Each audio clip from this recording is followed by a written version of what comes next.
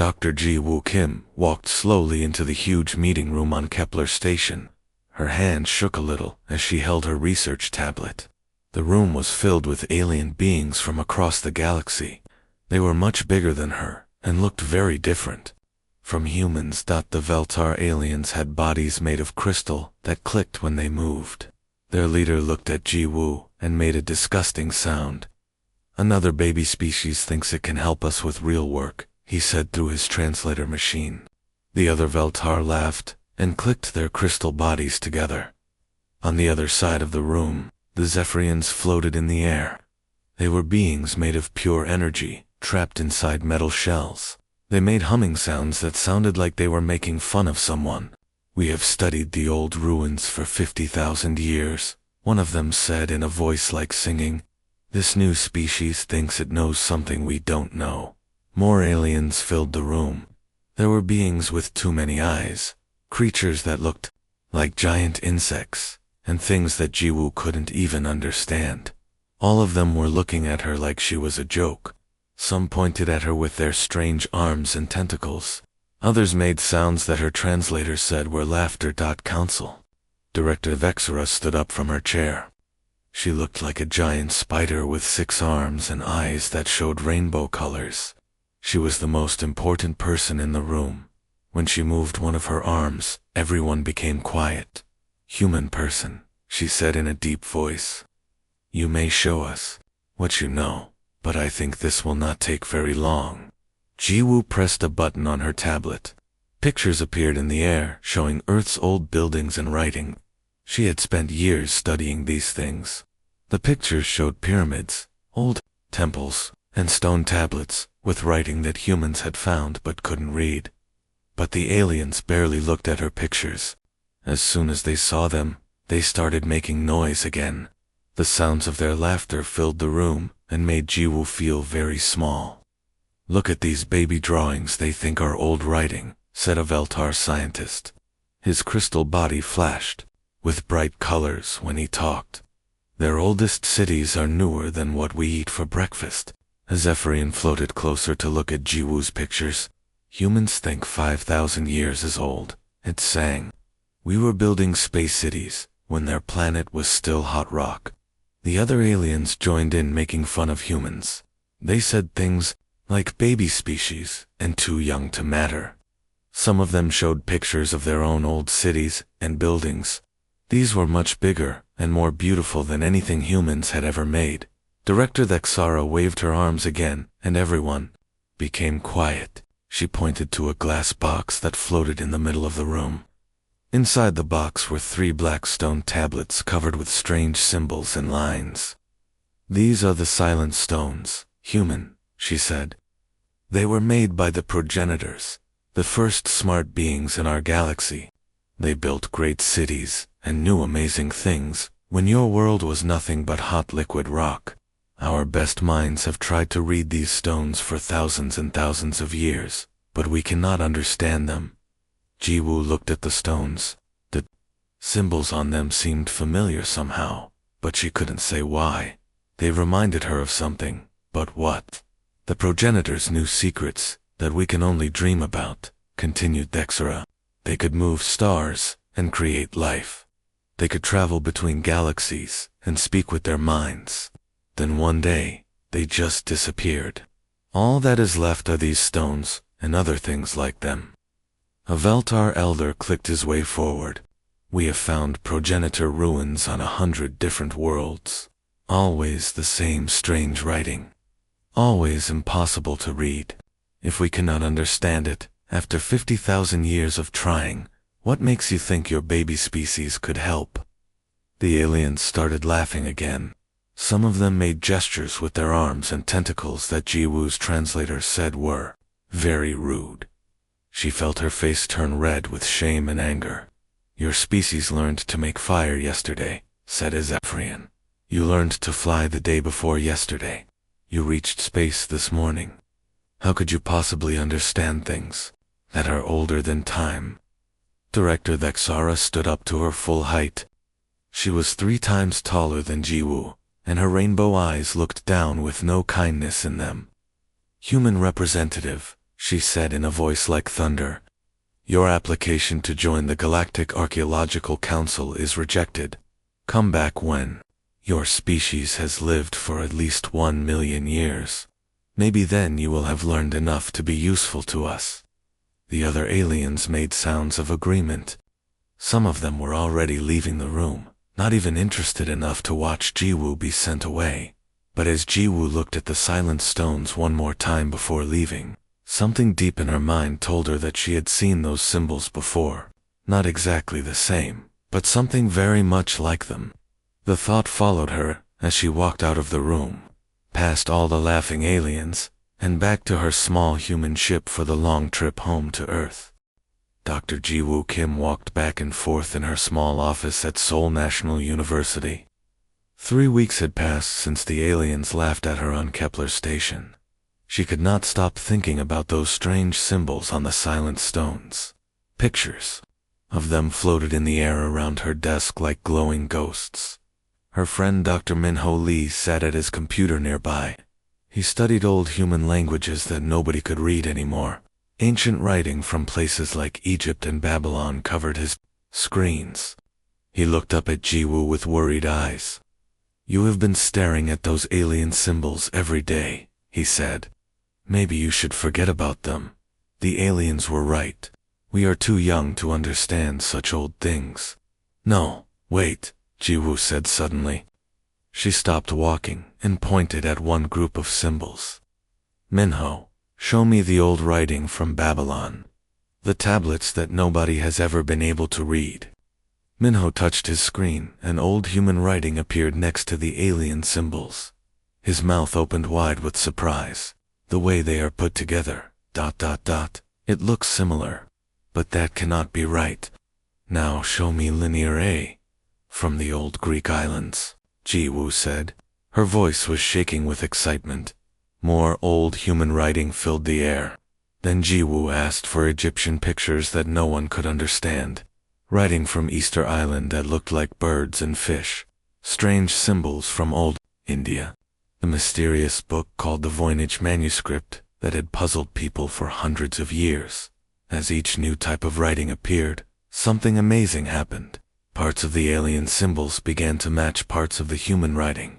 Not exactly the same, but close enough to see the connection. Jiwoo, this is impossible, Minho whispered.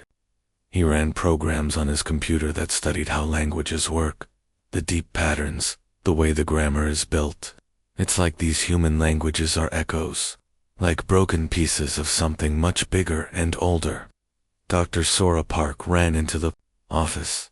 She was a scientist who studied very old things using special quantum machines. I heard you found something important. Show me everything right now. The 3 friends worked all night long. They put different pieces of old human writing together like a giant puzzle. Each piece they added made the alien symbols clearer. Languages that human scientists had given up on suddenly became useful again. Look at this, Sora said, pointing at her computer screen. Every time humans found writing they couldn't read, they thought it was because the writing was broken or incomplete. But what if it wasn't broken? What if each one was just a small piece of something huge? Jiwoo felt chills run down her back.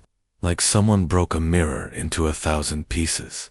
And humans found some of the pieces, but never knew they were all from the same mirror. Minho pulled up more information on his screen.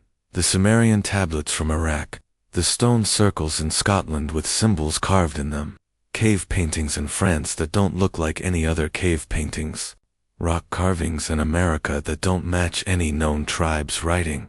They're all connected, Sora breathed. All these mysteries that made no sense by themselves, they make perfect sense as pieces of one big system. As the sun came up, Jiwoo began building something new on her computer.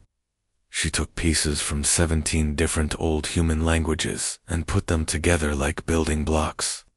Slowly, a way to read the alien symbols began to form. It's like our brains kept a memory, she said quietly. A memory so old that we forgot it was there.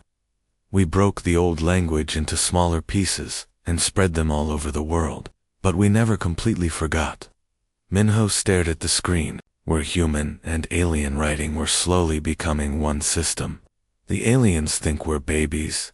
They think we know nothing about old things. But what if we're the only ones who remember? Sora ran more tests on her quantum computer. The age patterns are all wrong, she said with excitement. These human languages aren't copies of the alien writing. They're not even younger than the alien writing. They're the same age, like they came from the same source at the same time. Ji-Woo looked at her friends. What if humans aren't the young species? What if we're older than we thought? What if we just forgot who we were? The morning light came through the windows and lit up all their floating screens. The alien symbols that had seemed impossible to read were slowly becoming clear. Words began to form. Sentences began to make sense, and the message that was appearing made their hearts beat faster. We have to go back to Kepler Station, Ji-Woo said. The aliens need to see this. They need to know that humans aren't the babies of the galaxy. We might be the oldest children of all. Minho and Sora looked at each other, then back at Ji-Woo. They could see the fire in her eyes. They could see that everything was about to change. Let's show them what humans really are, Sora said with a smile. 3 months had passed since that exciting night in Seoul. Dr. Ji-Woo Kim's small office now looked like a spaceship control room. Glowing screens floated everywhere, showing ancient writings from all over Earth. Quantum computers hummed quietly. In the corners, working day and night to solve the biggest puzzle in human history, Dr. Minho Lee stood next to a big red button on the main computer. His hand shook as he held it just above the switch. Are you really sure about this, Ji-Woo? If you're wrong, we will look like fools to the whole galaxy. Ji-Woo looked at her life's work floating in the air around them. She had taken pieces of 17 different old human languages and built them into one system. Sumerian wedge writing, Egyptian bird pictures, mystery symbols from Easter Island, cave paintings from France, and many more, all connected together like a giant key. I'm as sure as I can be, she said. If I'm wrong, we wasted 3 months. If I'm right, ...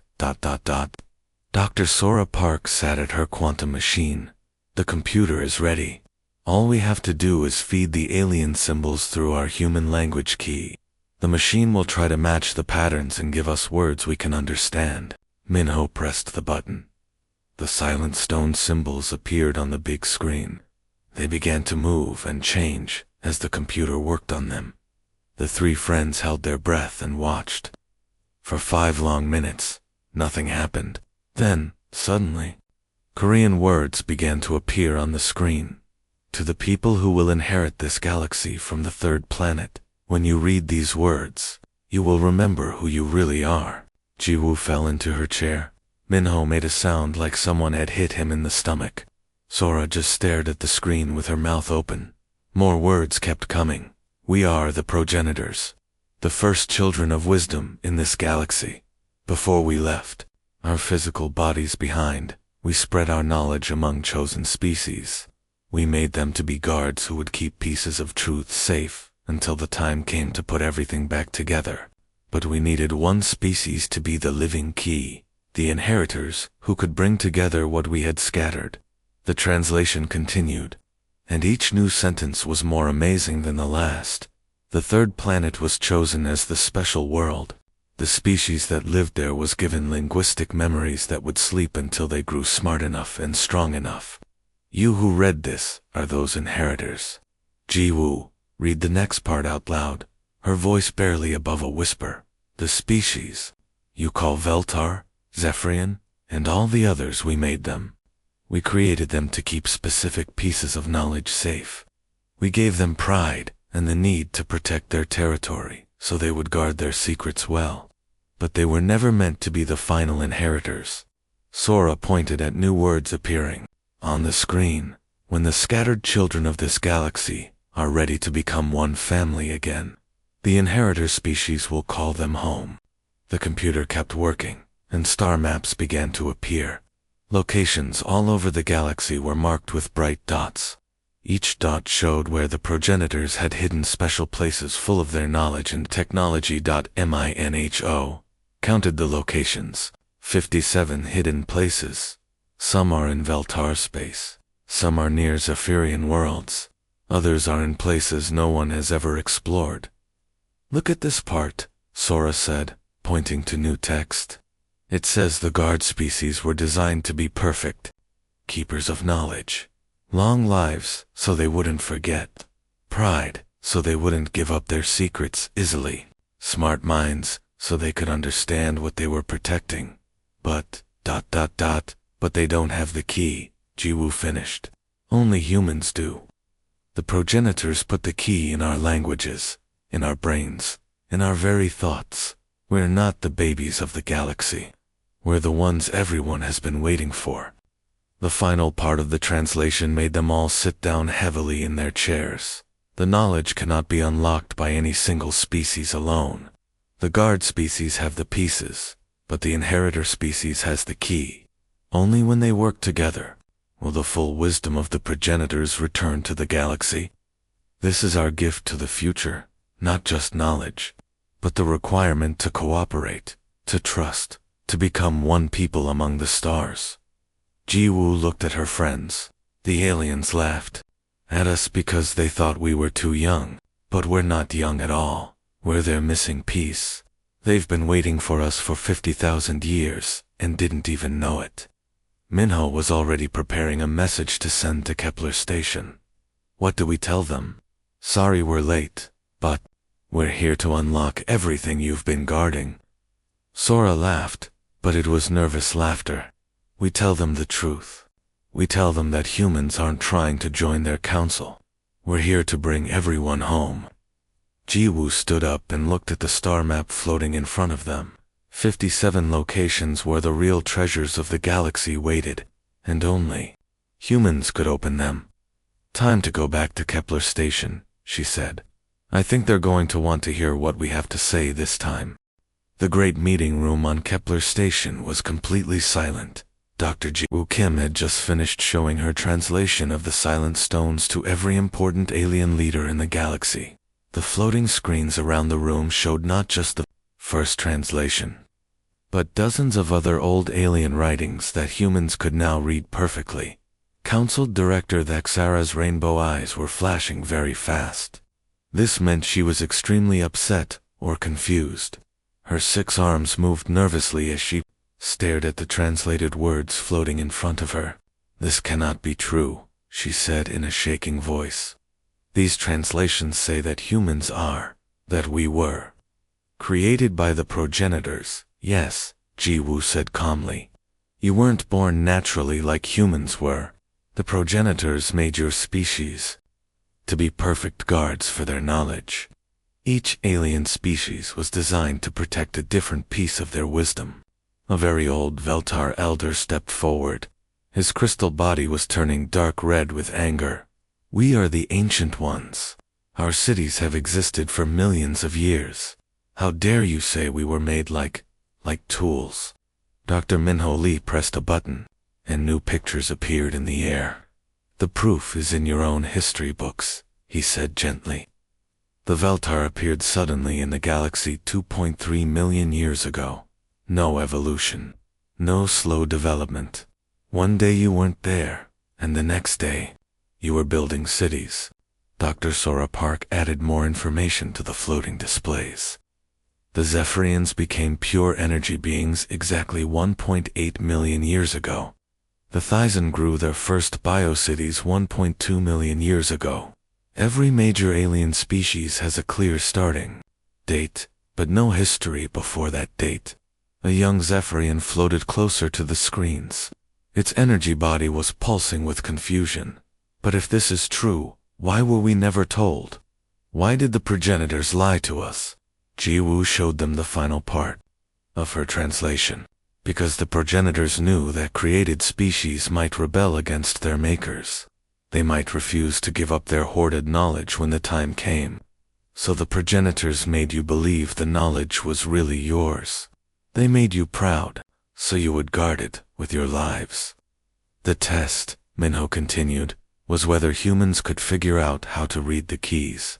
Our broken languages were like a biological computer, designed to wake up only when we became smart enough and worked together enough. A Thysan bioform, looking like a walking flower, spoke through its translator. You are saying our most sacred writings, ... are waiting for human translation to show their real meaning. Jiwoo nodded. Every species here has been guarding pieces of a huge puzzle. The Veltar have the cosmic engineering knowledge. The Zephyrians keep the consciousness transfer secrets. The Thysan maintain the biological sciences. The Corvani have the time manipulation formulas. She paused and looked around the room at hundreds of different alien faces. Humanity has the key that makes it all work together. The room exploded with noise. Every alien species began talking at once in their own languages.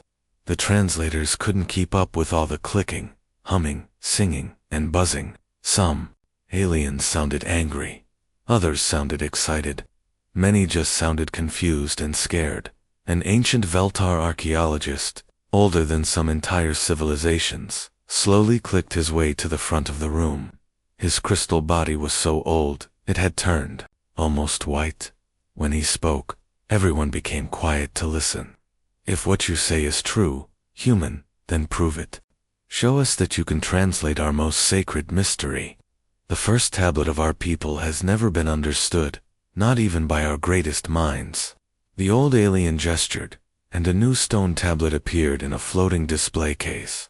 It was covered with Veltar symbols that seemed to move and dance in the light.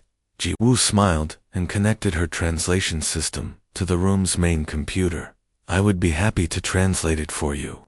The Veltar symbols began to change and shift as the human language key worked on them. Slowly, words in the Galactic Standard Language appeared below the ancient writing. To the Crystal Guardians, you were made to protect the secrets of matter and energy.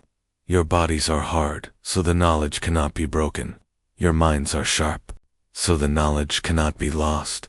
Your pride is strong, so the knowledge cannot be stolen. When the key bearers come, you will join with them to build new stars. The old Veltar elder's crystal body began to glow with a soft light. Key bearers, he whispered. Our oldest stories speak of key bearers who would come from the far stars. Other aliens began bringing out their own sacred texts. Zephyrian energy, songs that had never been understood, Thysan biocodes that seemed like nonsense, Corvani time equations that made no mathematical sense. One by one, Jiwoo's translation system made them all clear. Each text spoke of the same thing: guardians waiting for the inheritors, pieces waiting to become whole, scattered children waiting to come home. Director Thexara stood up slowly, all 6 of her arms raised in a gesture of respect. Dr. Kim, she said formally, I believe we owe you an apology. And perhaps we need to discuss opening the first vault. 6 months later, Dr. Jiwoo Kim stood inside the first progenitor vault that had ever been opened. The huge room was hidden inside a small moon in Veltar space. Strange lights danced along the walls, and machines that looked like they came from dreams hummed with quiet power. Everything in the vault seemed impossible. There were crystal boxes that glowed with captured starlight, floating spheres that held swirling galaxies inside them, metal trees that grew before her eyes, their branches reaching toward screens that showed the birth and death of entire worlds.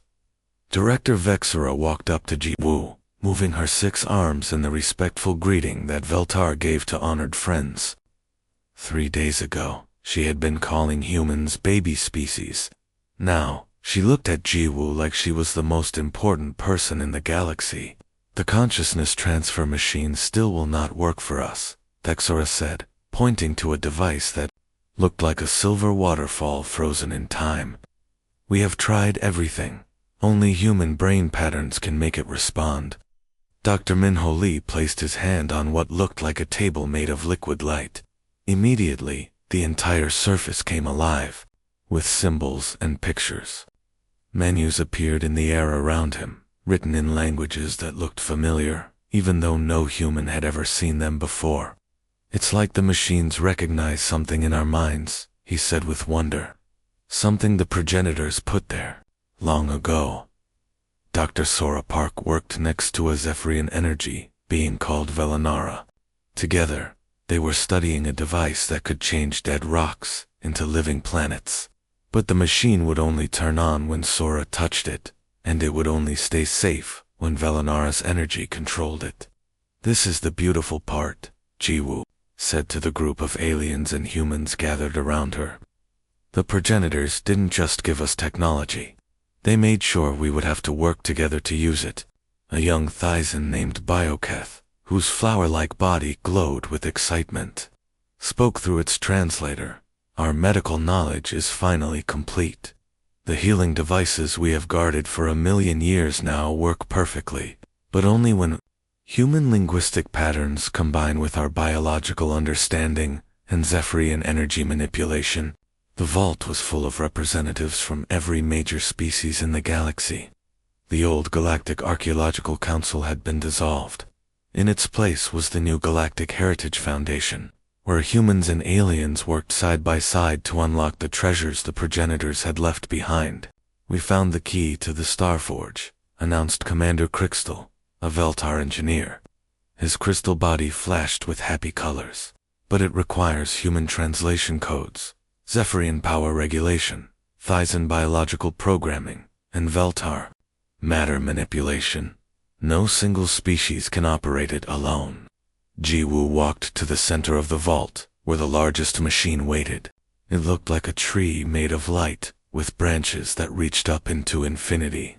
This was the Master Archive, the place where all progenitor knowledge was stored. "The most amazing discovery," she said to everyone, "isn't the technology, it's the message behind it all." She placed her hand on the archive, and words appeared in the air in every language known to the galaxy. "To our inheritors, we could have made one species to rule all others. We could have kept all knowledge in one place. Instead, we chose the harder path. We scattered ourselves among you, so that you would have to learn to trust each other, to share with each other, to become one people among the stars."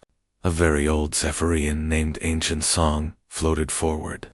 Its energy body pulsed with what the translator said was deep emotion. "For 50,000 years, we competed. We hoarded our knowledge. We looked down on other species. But the progenitors knew that eventually, we would have to grow beyond such small thinking." Minho was working with a team of alien scientists to unlock a device that could heal entire wounded planets. "Every vault we've opened has the same requirement," he reported. "Human keys, plus alien expertise, plus cooperation. Nothing works with just one species." Sora called out from across the vault, "I found something interesting. The archive says there are 847 more vaults hidden throughout the galaxy. Each one requires a different combination of species to open. The progenitors made sure we'll be working together for a very long time." Jiwoo smiled as she watched humans and aliens learning from each other, teaching each other, building new things together that none of them could have made alone.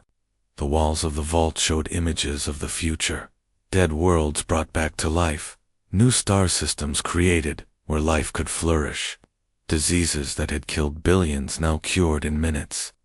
"The progenitor's greatest gift wasn't the technology," she said, addressing everyone in the vault. "It was forcing us to become a family. They knew that a galaxy where everyone works together would be stronger than a galaxy where one species rules all the others." A small human child, visiting with her scientist's mother, ran up to a young Veltar, who was teaching her how crystal mathematics worked. An old Thyson shared biological songs with human doctors, helping them understand how to grow new organs for sick patients. Zephyrian artists worked with human musicians to create energy symphonies that could be felt throughout entire solar systems. This was the real inheritance, not just knowledge and power, but the wisdom to use them together.